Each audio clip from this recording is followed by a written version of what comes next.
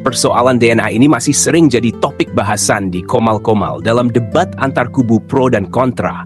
Yang agak bikin semriwing, banyak penjelasan-penjelasan dan narasi yang entah karena khilaf atau karena memang tidak memahami cukup baik, seringkali jatuh pada penjelasan yang kalaupun tidak menyesatkan, membingungkan, juga tidak memberi penjelasan yang benar-benar jelas. Padahal kalau hanya seputar konsep dasar DNA atau konsep dasar tes genealogy, itu rasanya bukan rocket science. Nggak sulit-sulit amat. Dan bahan belajar, informasi yang valid itu mudah juga ditemukan. Dari lintas perdebatan dan diskusi, rasanya ada beberapa poin dasar yang penting dipahami secara benar. Pertama, konsep kromosom dalam DNA. Perlu memahami apa bedanya kromosom autosomal dan kromosom seks misalnya. Kemudian bagaimana konsep pewarisan kode genetik baik di kromosom autosomal dan kromosom seks. Memahami ini dengan benar, maka kita akan bisa memahami konsepsinya. Mengapa tes DNA autosomal itu hanya terbatas pada 7-8 generasi? Alasan dibalik keterbatasan itu apa?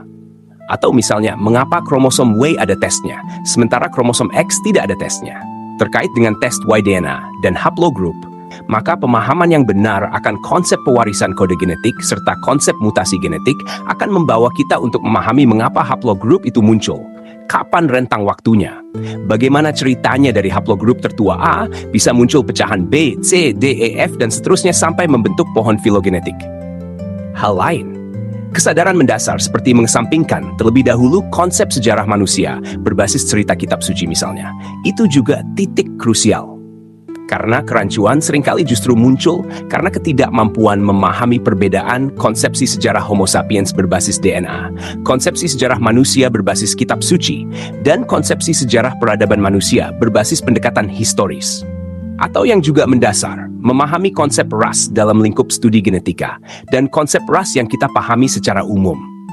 Dengan begitu, kita bisa menghindari kekeliruan-kekeliruan elementer yang malah berisiko membingungkan, seperti siapa yang sudah melakukan tes DNA pada Nabi Muhammad? Apakah anak perempuan berhaplogrup I-DNA mengikuti bapaknya? Atau apakah mutasi haplogrup karena faktor penyakit, makanan, atau lingkungan? Atau apabila keturunan Nabi yang terkonfirmasi kebanyakan berhaplogrup J1 dan diyakini bangsa Arab itu berhaplogrup yang sama, bagaimana kemudian dengan Yahudi? Bagaimana pula sebenarnya komposisi haplogrup dominan dalam Yahudi Ashkenazi misalnya? Memiliki informasi yang valid dan pemahaman yang benar ini akan sangat penting, karena teori konspirasi penguasaan wilayah sampai eskatologi yang berbasis pada identitas rasial misalnya, bisa gugur total jika identitas rasial yang disematkan itu berbasis pemahaman DNA yang keliru. Nanti bulan puasa mungkin saya bikin videonya yang menjelaskan cukup lengkap.